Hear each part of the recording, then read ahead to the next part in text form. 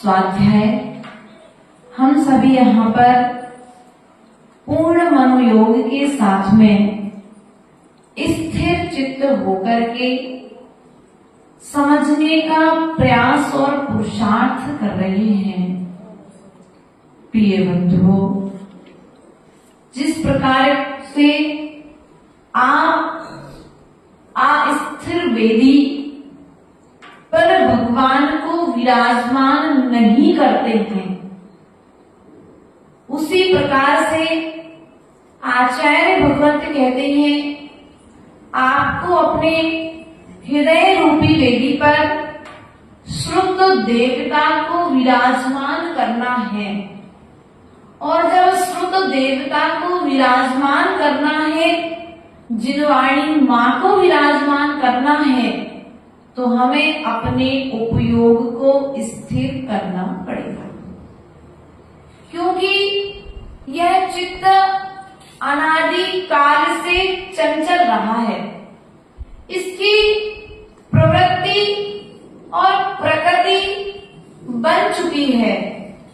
लेकिन माँ जिनवाणी कहती है कि इस अशुभ प्रवृत्ति और शुभ से शुभ में प्रवृत्ति लाने के लिए हम सभी यहाँ पर यह छेड़ाना ग्रंथराज सुन रहे हैं।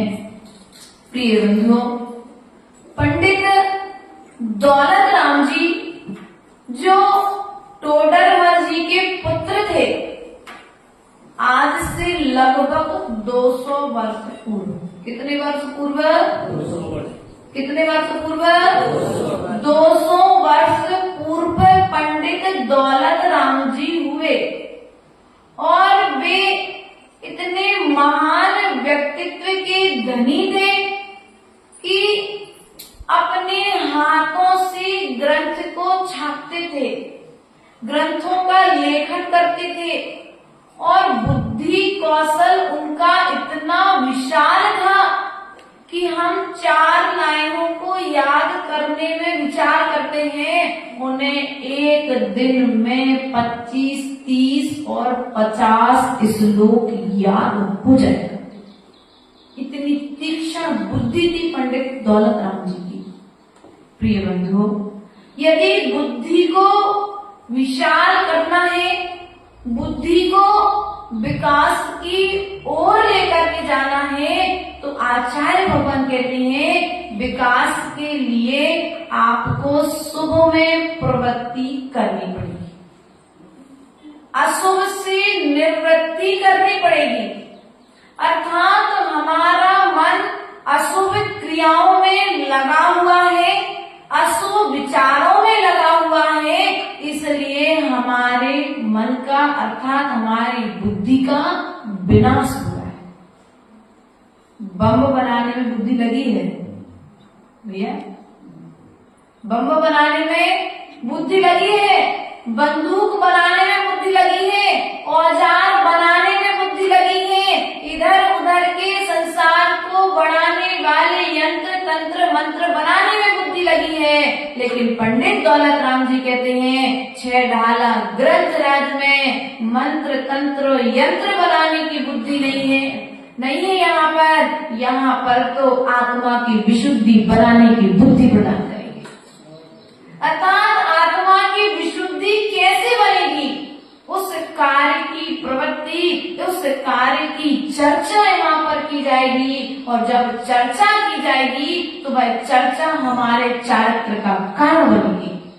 इसलिए प्रिय बंधुओं, पूर्व की कारिकाओं के माध्यम से पंडित दौलत राम जी ने कहा था कि मन को स्थिर करके इस ग्रंथराज को सुनो, सुनने के पश्चात में उसका मनन करो, उसका चिंतन करो और चिंतन करने के पश्चात में उसका आचरण करने का पुरुषार्थ करो। पूर्व में मंगलाचरण किया गया था ना पूर्व में? मंगलाचरण अर्थात मंगलाचरण करने के 4 हेतु हैं। कितने हेतु हैं? 4 हेतु हैं। पूर्व में मंगलाचरण क्यों किया जाता है? अभी आपने कार्यक्रम किया था कलश स्थापना का, मंगलाचरण कराया था। आचार्य भगवान कहते हैं मंगलाचरण 3 जगह पर होना चाहिए, पूर्व में, मध्य में और अंत में। यदि मध्य में और अंत में नहीं कर सकते, समय का अभाव है, तो आप कार्य की करने के पूर्व में तो मंगलाचरण करना अनिवार्य है। तो पूर्व में मंगलाचरण करने का अभिप्राय क्या है?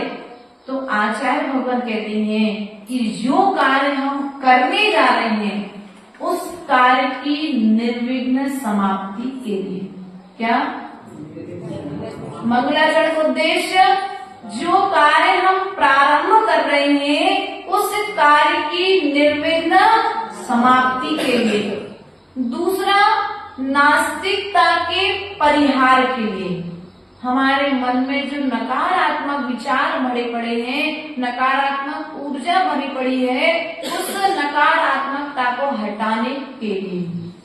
ठीक है, अपनी नेगेटिव थिंकिंग अर्थात गलत विचार जब हटेंगे तब कहीं जाकर के जिनवाणी हमारे भीतर में टिकेगी। अर्थात नकारात्मकता के लिए, समापन के लिए। दूसरा, शिष्टाचार के पालन के लिए। किस चीज के लिए? शिष्टाचार के पालन के लिए। शिष्टाचार अर्थात श्रेष्ठ आचार, श्रेष्ठ आचार अर्थात श्रेष्ठ आचरण जब श्रेष्ठ आचरण का हमको ज्ञान होगा तभी तो हम उसका पालन करेंगे, और जब तक ज्ञान ही नहीं होगा तब तक हम उसका पालन भी नहीं कर सकते हैं। अर्थात शिष्टाचार के पालन के लिए और पूर्व में जो प्रथम मंगलाचरण किया गया है वह कृतज्ञता को दर्शाने के लिए, अर्थात कृतज्ञता का बोध कराने के लिए धन्यवाद। क्या कृतज्ञता अर्थात धन्यवाद देने के लिए, कृतकृत्य होने के लिए अपने आप को भी सौभाग्यशाली मानना चाहिए और लिखने वाले के लिए भी धन्यवाद देकर के कृतज्ञता के बोध के लिए ये मंगलाचरण के 4 हेतु यहाँ पर बताए गए हैं। हम मंगलाचरण तो करते हैं, ग्रंथ तो सुनते हैं, पढ़ते हैं, लेकिन लिखने वाले के लिए, सुनने और सुनाने वाले के लिए धन्यवाद देते हैं क्या? नहीं देते हैं। ऐसा नहीं होना चाहिए। देखो वे पंडित दौलत राम जी, भैया तुम्हारे पिता से भी महान है सैरिस, है कि नहीं है? आपके पिता से भी महान है पंडित दौलत राम जी। बोलो क्यों? वे इसलिए है महान कि तुम्हारे पिता ने तो तुम्हारे लिए प्रॉपर्टी की स्थिति बताई थी मात्र, लेकिन पंडित दौलत राम जी ने उस प्रॉपर्टी के त्याग अर्थात निर्विकल्प होने की कला हमारे लिए सच्चे सुख का मार्ग बता दिया।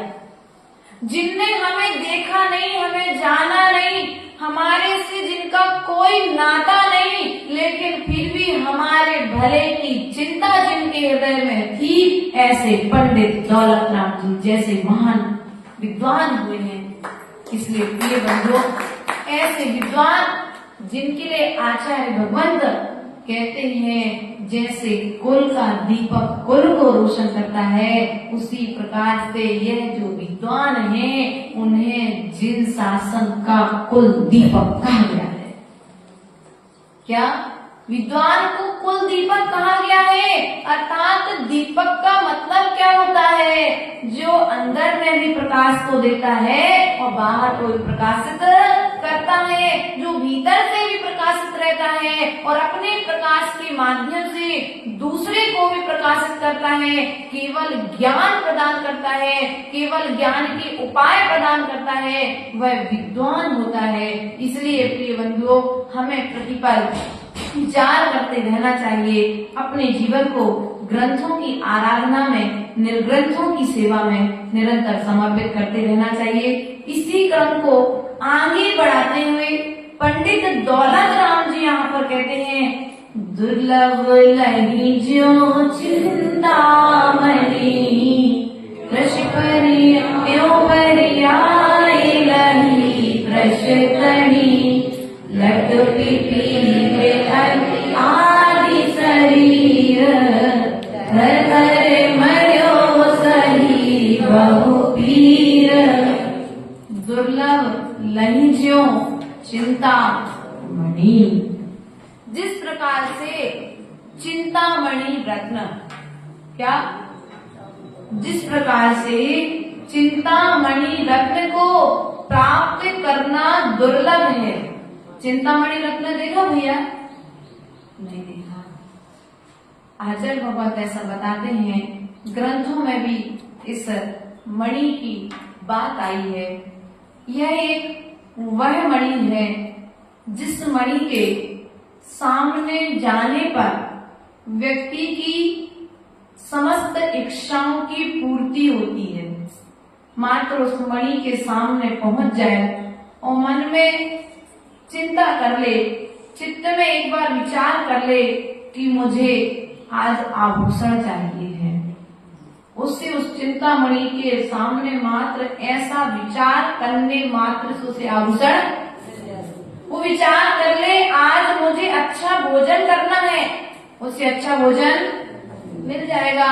वह विचार कर ले कि मुझे आज अच्छे अच्छे कपड़े पहनना है, उसे उस मणि के सामने पहुंचते अच्छे अच्छे कपड़े मिल जाएंगे। अर्थात यहाँ पर कहते हैं जिस प्रकार से वह चिंतामणि रत्न पाना दुर्लभ है, उस चिंतामणि से भी ज्यादा दुर्लभ है त्रस पर्याय। कौन सी पर्याय है? त्रस पर्याय। आप त्रस हो कि स्थावर हो? हैं? बोलो तो। आप इनके सुन के बोल रहे हैं कि अपने उससे बोल रहे हैं? बोलो भैया, आप त्रस हो कि स्थावर हो? त्रस हो, इसका प्रमाण क्या है? आप त्रस हो, इसका प्रमाण क्या है? क्योंकि त्रस तो 2 इंद्रिय अवस्था से प्रारंभ हो जाती है। त्रस पर्याय अपन जो कहते हैं, एक इंद्रिय जितने भी जीव हैं, कितने जीव हैं? अनंतानंत। ये पूरे बताया था ना, इस संसार में अनंतानंत जीव हैं। कैसे?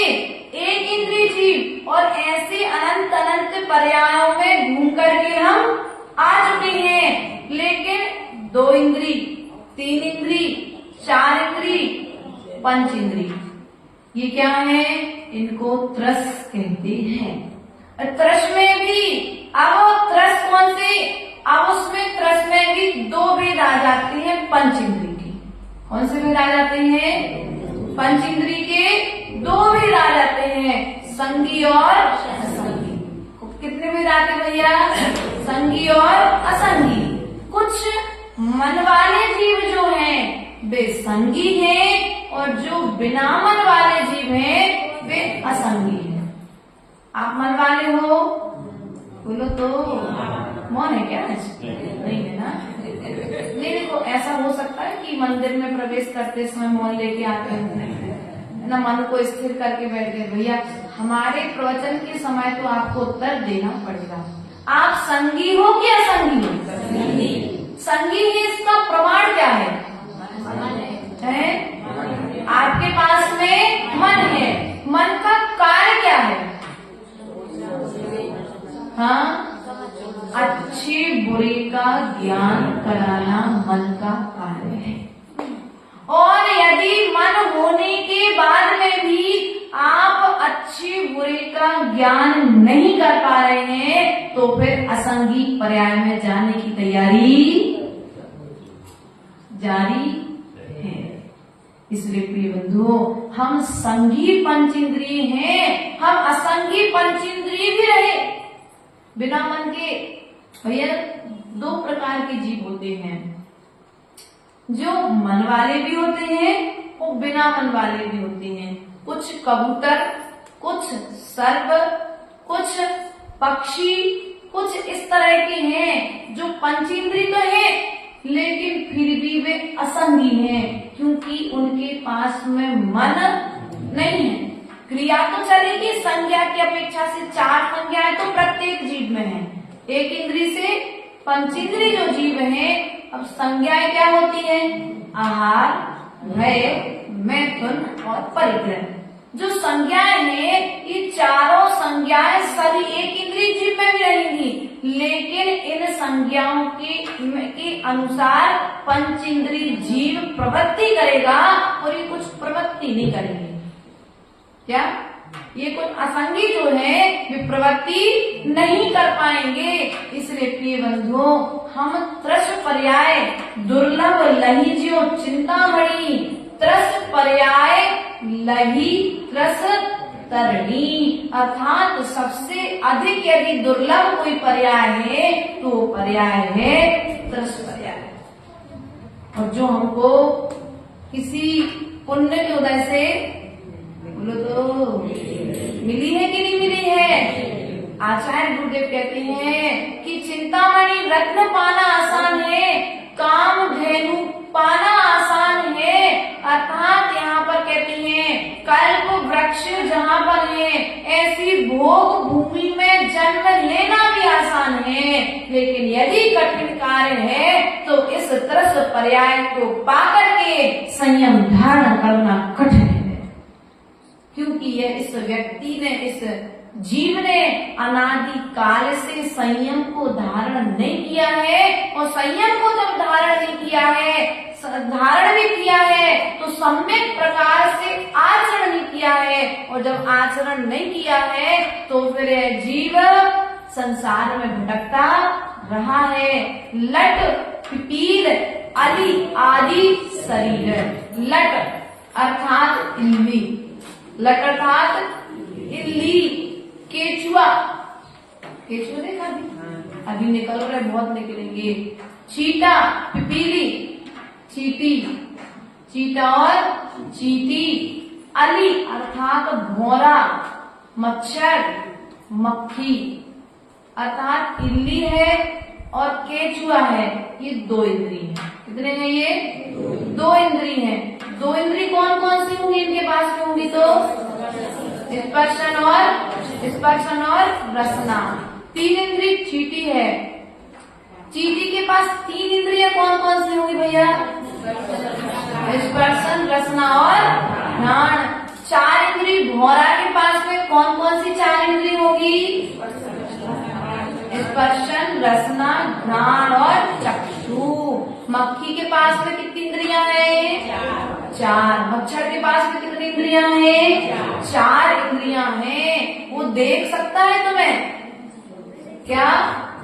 मच्छर कितनी इंद्रिय जीव है? चार इंद्रिय जीव है। अर्थात जितने उड़ने वाले हैं सब मक्खी, मच्छर, पतंगा आदि जो है, भौरा, ये चार इंद्रिय हैं। पक्षी नहीं भैया, पक्षी नहीं। यहाँ पर भौरा है, मच्छर है, मक्खी है, पतंगा है, लेकिन पक्षी नहीं है। चार इंद्रिय में यहाँ पर वर्णित किया गया है। अब ध्यान रखो, ऐसे मच्छर कितनी बार बने? अनंत बार बन चुके। भौरा कितनी बार नहीं बने? अनंत बार बन चुके हैं। अर्थात हमने मक्खी, मच्छर और भौरे की पर्याय को तो अनादिकाल से पाया है। अब मुझे दुर्लभ यह मनुष्य पर्याय मिली है। धर धर मरियो सही बहु पीर। इन शरीरों को धारण करके हमने बार बार मरण प्राप्त किया है। इसलिए प्रिय बंधुओं, प्रतिपल विचार करो। अब मुझे क्या पुनः इस तीन इंद्रिय चीटी की पर्याय में जाना है क्या? बोलो तो, जाना है क्या? नहीं जाना है। जब तीन इंद्रिय चीटी की पर्याय में नहीं जाना है तो क्या किया जाए? जो कार्य हमने अनादि काल से नहीं किया है उस कार्य को अब करना प्रारंभ किया जाए। जो जो कार्य हमने आज तक किया है उस कार्य को अब करना बंद कर दिया जाए तो तुम्हारे लिए इन पर्यायों से निवृत्ति मिल जाएगी। अर्थात इन पर्यायों में पुनः आपको जन्म नहीं मिलेगा। लट केचुआ कितना गंदा लगता देखने में, और छिप जाए धोखे से तो देखो चेहरे बता रहे। कैसा लगता है आप लोगों को? थोड़ी देर के लिए ग्लानि आती कि नहीं आती? थोड़ी देर के लिए धोखे से छिप जाए तो फिर एकदम से बेचैनी सी होने लगती शरीर में। अर्थात प्रिय बंधुओं, ऐसे हम अनादिकाल से मौसम बरसात का हुआ, हम भी केचुआ बनकर के सड़क पर ऐसे दौड़ते रहे हैं, निकलते रहे हैं, और जीव आया, दूसरा कोई जीव गाड़ी लेकर के आया और हम उस पर से हमारे ऊपर जो गाड़ी मरण को कमल के बीच में बैठ करके फूलों का रस ले रहे थे, और रस लेने में इतने मग्न हो गए कि रात हो गई, कमल बंद हो गया और हम कमल में बैठे बैठे मरण को प्राप्त, हम मक्खी बने। लालच के क्षेत्र में मक्खी का उदाहरण देते हैं। कहीं वो लालच की जो लोभ की आपके अंदर में संज्ञा है, पर लोभ संज्ञा कहीं मक्खी की पर्याय से तो नहीं आई, क्योंकि मक्खी का उदाहरण देते हैं, माखी गुड़ में गड़ी रहे, पंख रहे लपटाए, हाथ मले और सिर धुने, लालच हुई क्या करती है? इसलिए प्रिय बंधु, मक्खी गुड़ में जब जाती है वो अच्छा सोच करके जाती है मुझे गुड़ खाना है, और जैसे ही गुड़ खाने के लिए बैठती है उसके पंख उस गुड़ में चिपक जाते हैं। अब वो विचार करती है, अरे थोड़ा सा मिल गया था, काम हो सकता था, लेकिन लालच थोड़ा और थोड़ा और थोड़ा और थोड़ा और करते करते उस गुड़ में उसके पंख चिपक जाते हैं, और फिर वह उस गुड़ से बाहर नहीं निकल पाती है। अब वह सिर धुनक रही है, हाथ मले और सिर धुने, कहती है लालच बुरी बलाए। इसलिए प्रिय बंधुओं, अनादिकाल से हमने जो संग्रह किया है उस संग्रह की विग्रह का अब समय आ गया। विग्रह अर्थात विसर्जन, अर्थात अब उसके त्याग का समय आया है। क्योंकि ये जो चारों संज्ञाएं हैं, ये चारों जो कसाय हैं, यह एक इंद्रिय भी करता है, दो इंद्रिय भी करता है, तीन इंद्रिय भी करता है, चार इंद्रिय भी करता है, और हम पंच इंद्रिय भी कर रहे हैं। तो हम में और उनमें अंतर है। भैया पशु पक्षी भी कसाय करते हैं और हम भी कर रहे हैं, तो हम में और उनमें अंतर क्या हुआ? यदि अंतर यही है कि वे जो कसाय कर रहे हैं उस कसाय को करके वे पाप का बंध कर रहे हैं, और क्या हम कसाय को करेंगे तो पुण्य का बंध करेंगे क्या? बोलो तो। दूसरे को देख करके हम कहते थे वो कितना क्रोध करता है, जब अपनी बारी आ जाए तो है क्या होता है? भैया टाट से हमने जमीन तो देखी है, लेकिन कभी अपना मुंह टाट से कभी अपने चेहरे की तरफ लगाई क्या? नहीं लगाई। जमीन तो देखी है, दूसरे का चेहरा तो देखा है, लेकिन उस टार्च के माध्यम से कभी हमने अपना मुख नहीं देखा है। बस यही हमारी कमी है कि हमने अनादिकाल से दूसरे को देखा है, एक बार भी मैंने अपने आप को नहीं देखा है। इसलिए आज तक हम यहाँ संसार में भटक रहे हैं। इस भटकन को यदि मिटाना है तो आचार्य भगवान कहते हैं कि त्र्यंच पर्याय जिसे तुमने धारण किया है उस त्र्यंच पर्याय का त्याग कर अब तुम्हें दुर्लभ है मनुष्य पर्याय मिली है, इसमें आने के पश्चात में संयम को धारण करो।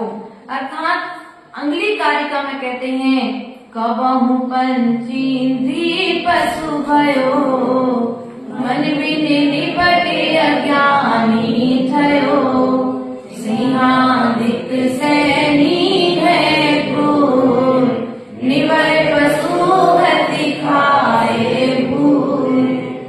अर्थात कबहु पंच इंद्रिय पशु भयो, क्या हुआ? मैं कभी पंच इंद्रिय पशु हुआ।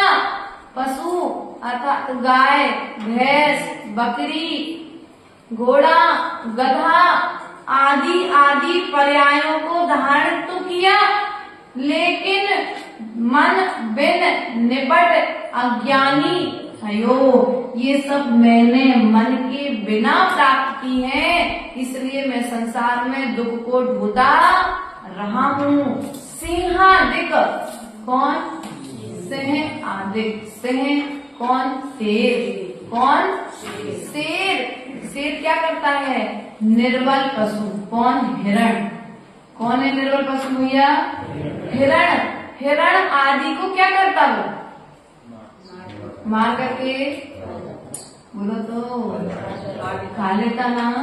ये काम हमने किया है, ये काम हमने किया है। निर्बल पशु पर हम वह शेर क्या करता है? हमला करता है और उसका जीवन समाप्त कर देता है।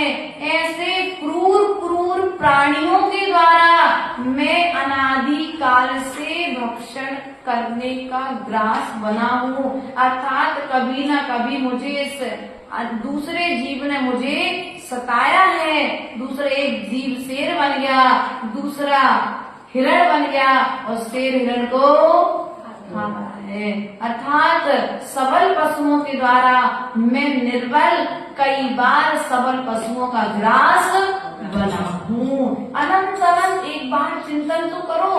अगर तुम एक बार विचार करो, तुम हिरण होते और तुम्हारे सामने शेर आ जाता और तुम्हें खा लेता, उस समय कैसी वेदना होती। जैसे आप लोग क्या करते हो, मच्छर आया, ऑल आउट लगा दी, बेहोशी की दवाई तुम्हारे लिए खिला दी जाए, बेहोशी की दवाई, है ना। ऑल आउट लगाने वाले मत वो क्या होते हैं, कछुआ मार अगरबत्ती लगाने वाले, बहुत सारी चीजें आजकल आने लगी हैं। अगर ऐसे सामग्रियों का माता जी बता रही है, सारे से समझ जाओ आप लोग क्या क्या कह रही हैं। बल्ला, है ना, और जो भी एक इतना सा कार्ड आता है भैया, आप लोग को तो मालूम होगा, इतना सा आता है, यूज कौन करता है, हम ही लोग तो करते हैं ना, आप ही लोगों में से कोई ना कोई, उसको लगाकर पूरे मच्छर बस बेहोश हुए, माता जी मरे थोड़ी ना है। यदि वो बेहोशी की दवाई, हमको बुद्धू बनाते हैं लोग, ऐसा कहते माता जी बेहोशी वाली है, वो मरेंगे थोड़ी ना, आपके कमरे में लगा दे क्या? नहीं भैया, अगर तुमको भी बेहोश कर दिया जाए तो कैसा लगेगा तुमको? बेहोशी की दवाई जिसको दी जाती है तो उससे अपने होश में नहीं रहता है, और कई बार उस दवाई यदि वो एक्स्ट्रा चली जाए तो व्यक्ति मरण को भी प्राप्त। उसी दवाई का प्रयोग एक बार उस ऑल आउट को लगा लो और बंद कमरा करके आप उस कमरे में रह जाओ, आप नहीं रह सकते, आपको घुटन होने लगेगी, आपको पंखा चाहिए, आपको तत्काल एसी चाहिए, आपको दूसरा तत्काल वातावरण, कुछ यंत्र का सहारा लेना पड़ेगा। इसलिए प्रिय बंधुओं, जब मैं एक इंद्री, दो इंद्री, तीन इंद्री, चार इंद्री, संगीत पंचेंद्री, पशु आदि हुआ, तो सबलों के द्वारा मैं निर्बल ठगाया गया हूँ, उनके मुख का ग्रास बना हूँ। तो मुझे क्या करना है? ग्रास बनने का त्याग करना है। मुझे ऐसा कोई कार्य नहीं करना है जिसके कारण अब मैं ठगाया जाऊं, शेर की पर्याय में कोई सबल पशु आकर के मुझे अपना मुख का ग्रास बना ले। प्रिय बंधुओं, प्रतिपल विचार करते रहो, क्योंकि आज हम दूसरे को ठग रहे हैं, तो ध्यान रखना, आज तुम दूसरे को ठग रहे हो तो कल तुम्हें भी कोई दूसरा ठगने वाला पैदा होगा कि नहीं होगा। इसलिए बेईमानी करने के पहले एक बार सोच लो कि तुम जो कार्य करने जा रहे हो इसका फल किसको मिलेगा। एक गांव में एक डाकू रहता था, और डाकू इतना प्रसिद्ध था कि सब जानते थे कि डाकू इतना खूंखार डाकू है कि जब भी ये डाका डालने के लिए जाता है तो कोई इसे पकड़ नहीं पाता है। एक बार उसकी माँ ने कहा, बेटा जाओ, तुम सामने वाले गांव में कल बारात आने वाली है, वहां पर से कुछ व्यवस्था करके बेटा माँ के कहने में आकर के चला गया। और जब वह एक स्थान से दूसरे स्थान के लिए प्रस्थान कर रहा था तो रास्ते में उसे एक मुनिराज का दर्शन हो गया। और जब उन मुनिराज का दर्शन हुआ तो उस मुनिराज ने उनसे कहा कि तुम कहाँ जा रहे हो। उसने कहा कि मैं बाजू के गांव में बारात आने वाली है, उस बारात में को लूटने के लिए जा रहा हूं। मुनिराज ने कहा, ठीक है, तुमको बारात लूटनी है सो लूट लेना, लेकिन क्या यह है लूटपाट करना, मारपीट करना पाप नहीं है क्या? हाँ, पाप है, लेकिन यह हमारी आवश्यकता है। मुनिराज ने कहा कि यह जो तुम पाप करते हो, इस पाप का फल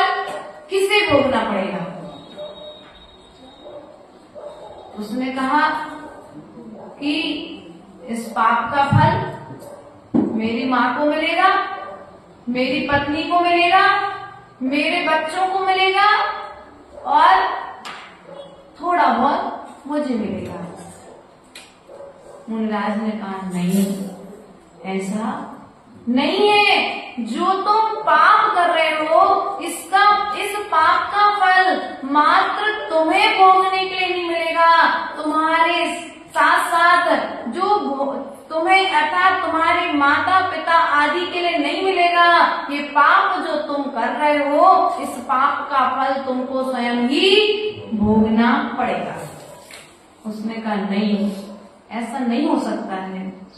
मुनिराज ने कहा एक काम करो, आज तुम अपनी माँ के पास में जाओ, बारात तुम्हें लूटनी है तो लूट लेना, लेकिन पहले तुम यहाँ से अपनी माँ के पास जाओ और माँ से पूछ करके आओ कि मैं ये जो चोरी करता हूँ इस चोरी का पाप किसे भोगना पड़ेगा।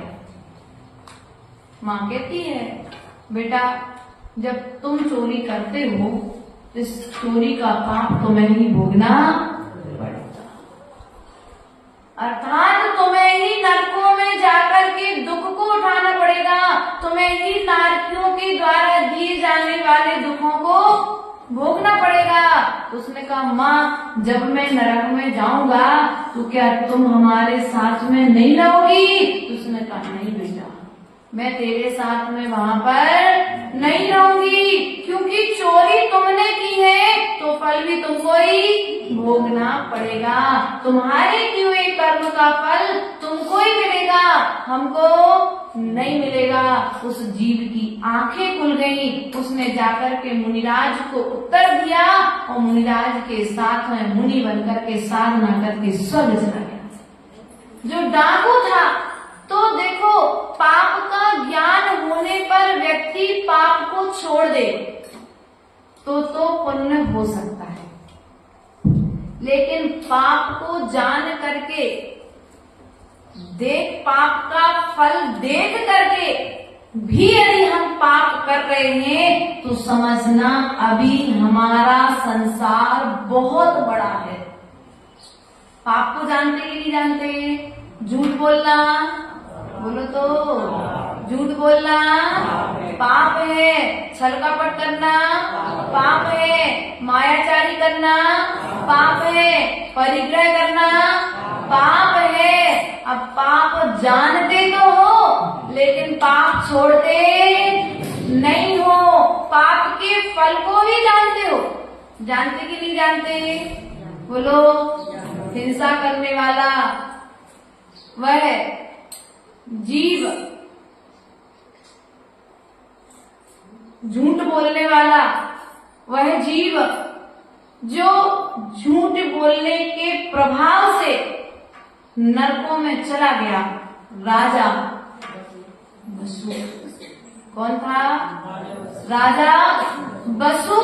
और सत्य बोलने के प्रभाव से कई जीव स्वर्ग और सिद्धालय चले गए। मात्र एक नियम तो आप लोग निभाने का प्रयास करो। आलू प्याज आदि के त्याग में हम रुके हैं, लेकिन नेचुरल जो आचरण हमारा होना चाहिए, कसायों का त्याग, इस ओर हमारी दृष्टि नहीं है। इसलिए प्रयास और पुरुषार्थ करिए। समय अपनी गति से बढ़ रहा है। हम अनादिकाल से दुर्लभ या त्रयंश पर्याय को हमने प्राप्त किया है। इस त्रयंश पर्याय की निवृत्ति के लिए हम प्रयास और पुरुषार्थ करें, पाप का त्याग करें, पुण्य में लगेंगे तो निश्चित ही एक न एक दिन परमात्मा बनेंगे। इन भावनाओं के साथ बोले परम पूज्य आचार्य गुरुवरेश्वर विभव सागर जी महाराज जी की जब जीवन का